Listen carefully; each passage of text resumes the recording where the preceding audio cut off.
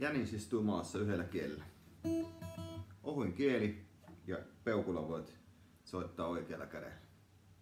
Erilaisia sormituksia sä voit kokeilla tänne vasemmalle. Tässä nyt on yksi versio, mikä tuntuu mulle sellaiselta sopivammalta tähän. Eli Jänis istuu maassa.